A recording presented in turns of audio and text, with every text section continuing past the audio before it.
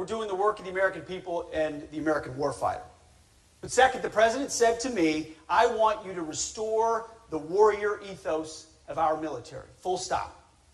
And so that is exactly what I have set about to do all 100 days. Fighting for you is the privilege of a lifetime, a deployment of a lifetime. And from day one, and each 100 of those days, our overriding objectives have been clear. Restoring the warrior ethos, rebuilding our military, and reestablishing deterrence. Restoring the warrior ethos is the most fundamental of those three. Everything starts and ends with warriors in training and on the battlefield.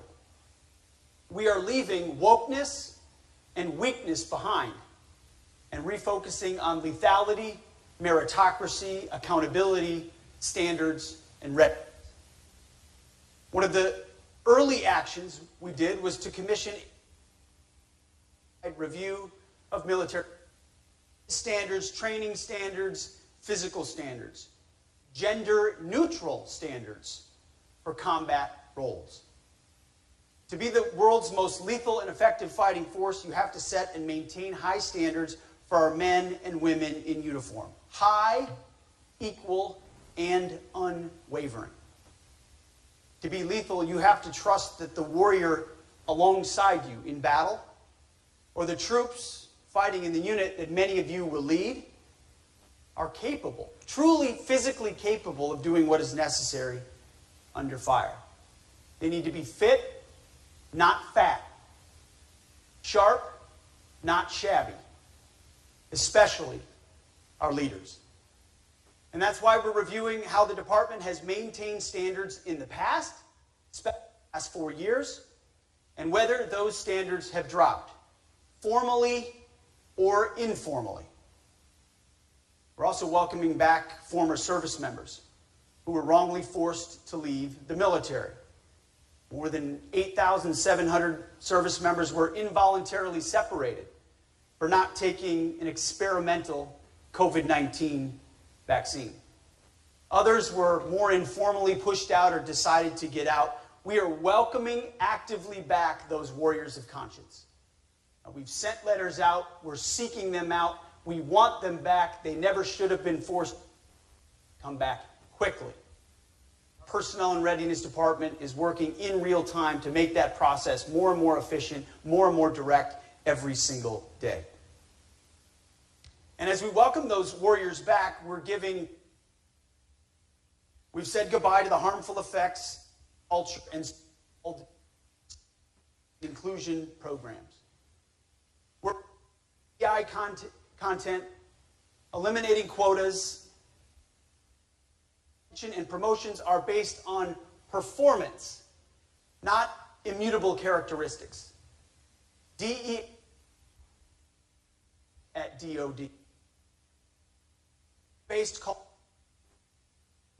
individual initiative, excellence, and hard work. We're also working hard to protect command climate. We're going to be reviewing IG and EO processes that too often are weaponized against commanders in formations. I can't tell you how many men and women I hear from about to take battalion or brigade leadership or wing leadership, you name it, who feel like they're walking eggshells because of were put in place that undermine a commander's ability to lead. We are reviewing that all. We're also optimizing the civilian workforce, ensuring that we have the right employees in the right roles at the right time to support our warfighters. We're doing this by volunteer possible through offerings like voluntary initiatives. We're doing this by volunteer possible through offerings like voluntary initiatives. Also, low productivity telework and remote work culture. Teams work best when they work together in person.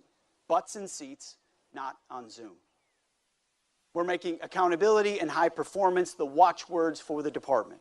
At all levels, we expect employees to deliver results and respond to leadership needs. Their incentives and their performance plans, we believe, quickly and in real time will reflect that. It's a lot of change very quickly. Now, as you may have noticed, the media likes to call it chaos. We call it overdue. How are the men and women responding to this call? Well, I can tell you personally, it's going better than we could have ever expected. This department, and you know it, across the Joint Force, is filled with patriots who want nothing more than to be laser focused on serving their country. And that's why retention is rebounding as well, big time, in real time. But one of the clearest metrics so far is actually coming from outside the military. The enthusiasm of young Americans in particular is off the charts. You know firsthand how challenging it has been to recruit in recent years. We faced a legitimate recruiting crisis where we couldn't recruit enough men and women to enter the military, so we lowered the amount required and still didn't meet the amount of people required in recruitment. That's over. Last few months, the Army has had its best recruiting numbers since 2010. The Navy is on track to have its best recruiting year since 2002. It's recruiting born. Many members of my staff that get referred to me, of people who ruled out in the President, his leadership, enthusiastic about going to boot camp or OCS and serving their nation.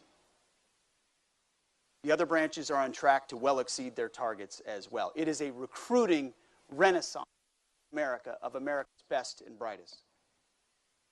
When our standards are high, when the mission is clear, when we prioritize warfighting over wokeness, that energizes the young men and women of our country, the very patriots over this American experiment we have always needed. They're proud of their country. They're proud of our military. And like generations before them, they will rise to the challenge set before us. As leaders, all of us, all we have to do is keep raising the bar and putting the mission and our people first. That's reviving the warrior ethos. Second objective is rebuilding. You've all served long enough to see the downward trajectory of readiness in our force.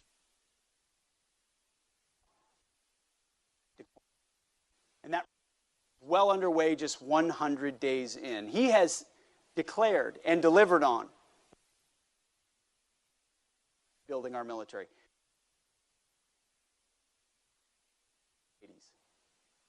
Our goal is to put the best systems in the hands of warfighters to ensure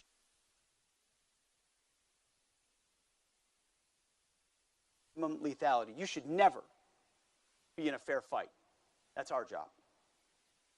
First, we are rapidly moving on one of President's promises, which is a golden dome for a wide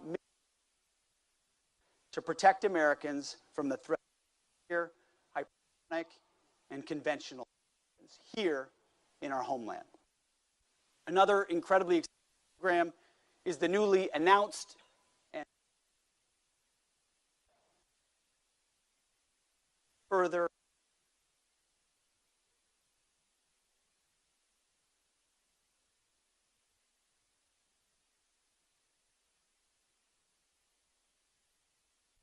who benefit from the projection of power now. Allies, we're not going anywhere. And to our enemies, able to project power around the globe for decades to come. These investments are not just in Golden Dome and F-47. Historic investments in the border, hypersonics, in long-range drones, in shipbuilding, in modernization, you name it.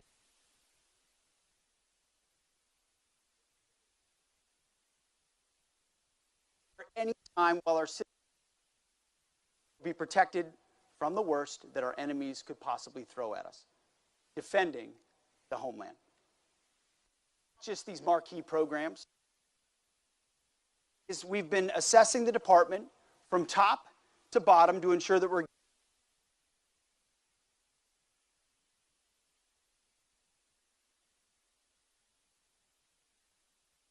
Sounds wonky, but it's very important. Enforcing the software acquisition pathway as our preferred model. We have and when we need it. And just this week, we major President Trump outlined in his executive order on defense acquisition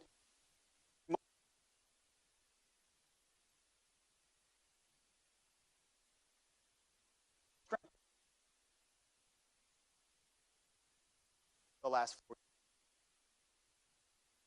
years. Munitions war room and expand critical mineral production, including rare earth elements, heavy rare earth elements, light rare earth elements, all the things we need that need to be made at home or by our allies and partners. And President Trump has created a building, not at the department, but in the White House, to restore our maritime industrial base. Military more efficient. Meeting the warfighter's needs in the most cost-effective manner and reallocating savings to our most mission-critical areas. That's why we went through an exercise of finding 8% reductions across services. Of course, the media ran with it and called them cuts.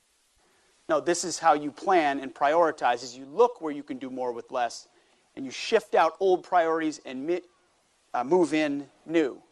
Maximum efficiency, focusing on what you need now and in the future. Through our partnership with the Department of Government Efficiency, or DOGE, earlier this month we identified $5.1 billion in savings, and that's just the beginning.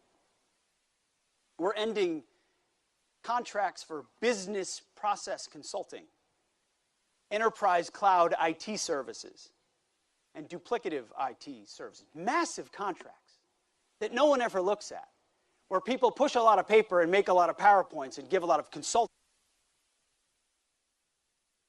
fighters. See, we can use that money for better health and mission-critical programs, from process to people, from consultants to corporals. The bottom line is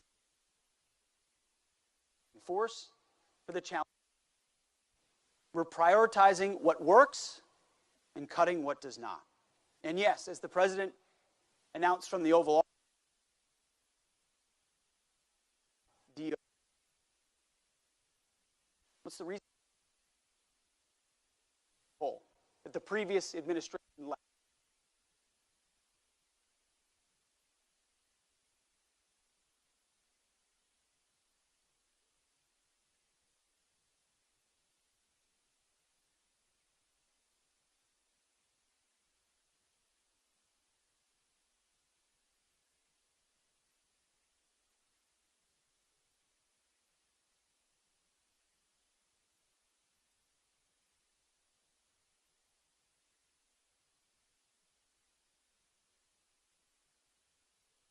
COCOM commanders at the tip of the spear to understand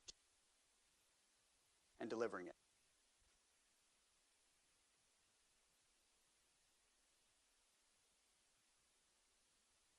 Have the most advanced weapons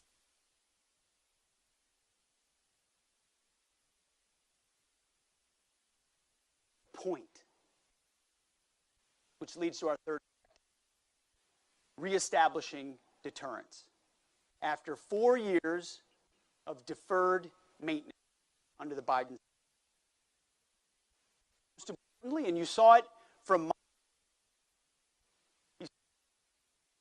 chiefs, Raising Cane, our borders first. After decades of securing other people's borders in far-off places, ours. After a reckless invasion of over 20 million people, and we have no idea the end. They urged posture, update our military plan at DoD to protect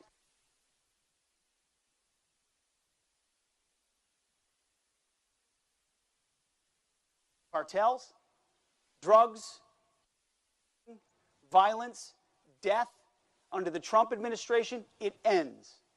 Under this Defense Department, we get 100% operational control of our. We started one, we'll continue through.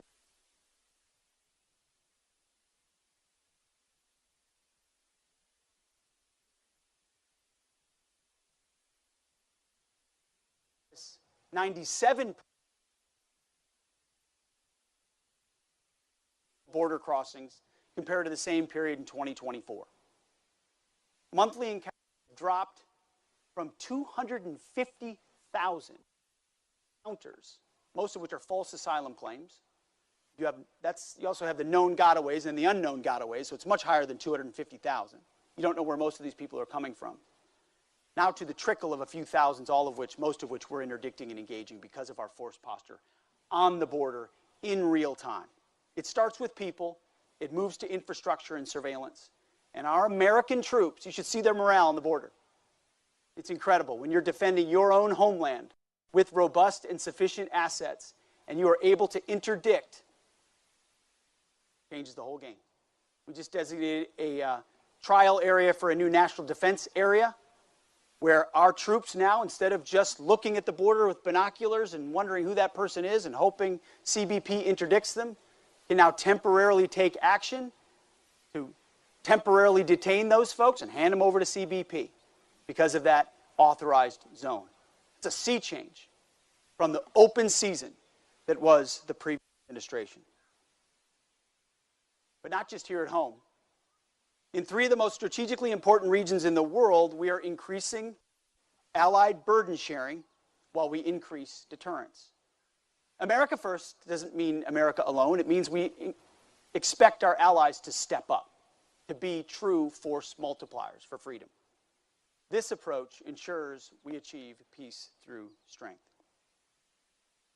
First, in Europe, our allies are finally, thanks to President Trump in the first administration, and again in these first 100 days, following America's call for European leadership and ownership of continental security. We've transferred U.S. leadership of the Ukraine Defense Contact Group to the UK and to Germany. We've obtained commitments from Poland, one of many model allies, the Baltics, to spend 5% of their GDP on defense. We've made the same call to other allies. 2% is not enough considering the threats you face. 3%, 4%, 5%. Progress with major European powers who are setting initial targets, even to one I spoke to just this morning, to increase their defense spending. The time of the United States, here in Pennsylvania, here in our country, being the sole guarantor of European security has passed.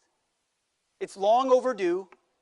Europe has to step up, military, and lead. NATO.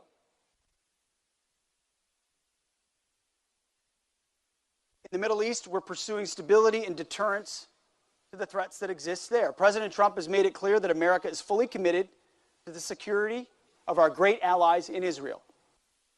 Just days after his inauguration, the DOD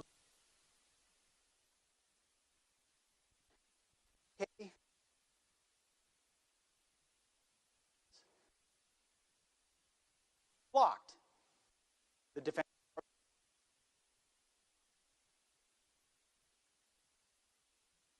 Israel's self-reliance and pursue President Trump's goal of a strength.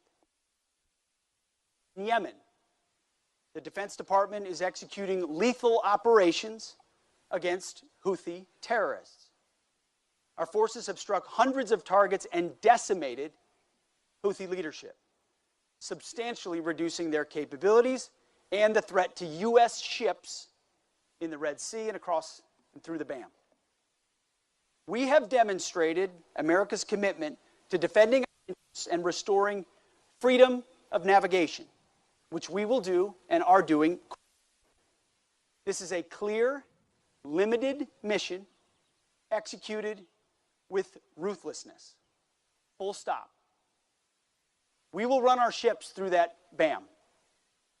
And our message to the Houthis has been clear from the beginning. Allow us to sail our, and we'll stop shooting at you. Until then, you're going to feel the pain. And I'll tell you, the Houthis are feeling the pain.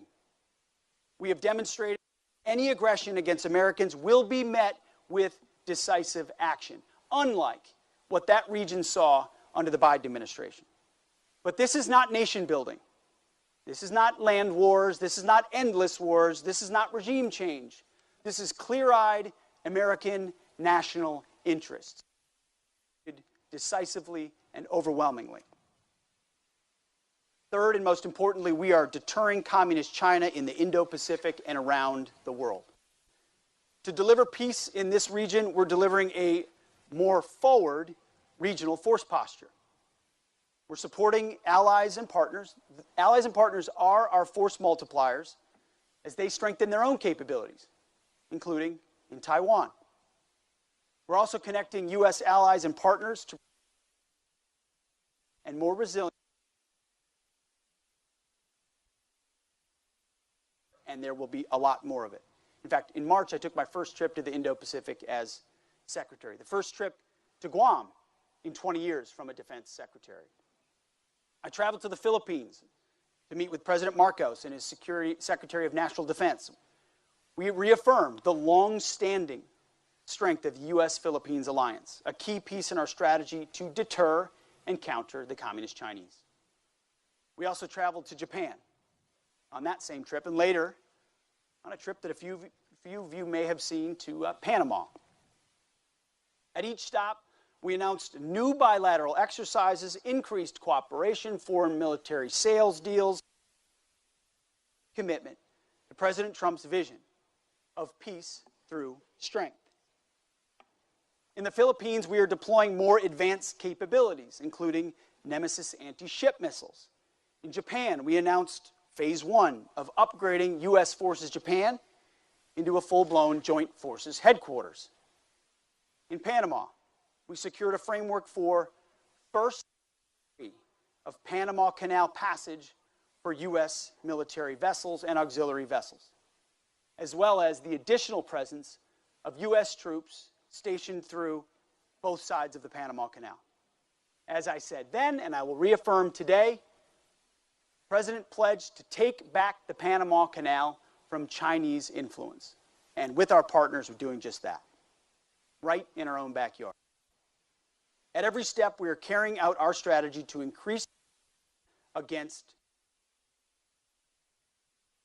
before. In these places, when you meet with leaders who want to be with America, who believe in what America can do, have watched us when we're strong, they're making, in many cases and in many places, a binary choice. It is either by, with, and through the Americans or with the communist Chinese. In the Indo-Pacific, around the world, but specifically in the Indo-Pacific and in our hemisphere, you can see it. You can see it in the eyes of allies and partners. You can see it in the influence underneath the surface. They want to be with us, but they need to see strength, and they need to see leadership. And that's what President Trump has provided in spades, not just in words, but in deeds, in action, and so as Europe shoulders more of the burden in continental security, that frees up resources for us to focus on countering the malign influence of the communist Chinese where it matters most. Under the leadership of President Trump, the message to our adversaries in these first 100 has been undeniably clear. America is back. At the Defense Department, that means no more distractions, no more social engineering, no more climate change worship, no more electric tanks, no more gender confusion, no more pronouns, no more excuses, no more quotas, no more woke bullshit that undermines commanders and command climates. We are laser focused on our mission of warfighting. We are colorblind and we are merit-based. We're restoring the warrior ethos, rebuilding the military, and reestablishing deterrence. End Full stop. Enemy aggression will be met swiftly and harshly. We're beginning a new golden age of America and a golden age of national defense. We have a bumper crop of new recruits, new planes, new missile defense systems on the way, allies increasing their defense spending, and adversaries on their heels. Today, on this beautiful day, we have a brand new class, soon to be, Army War College students about to graduate. You, all of you, are the future of our military. You will lead these new recruits, eager, optimistic, young, ready, and soon to be trained. They will look to you. You will lead the brigades, the ships, the groups. You will execute our tactical, operational, and strategic objectives all around the globe.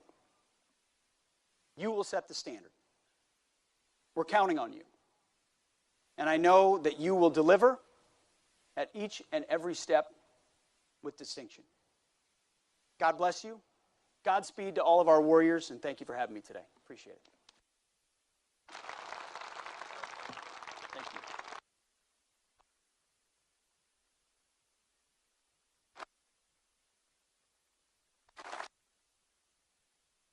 Secretary Hegseth, this morning for community and sense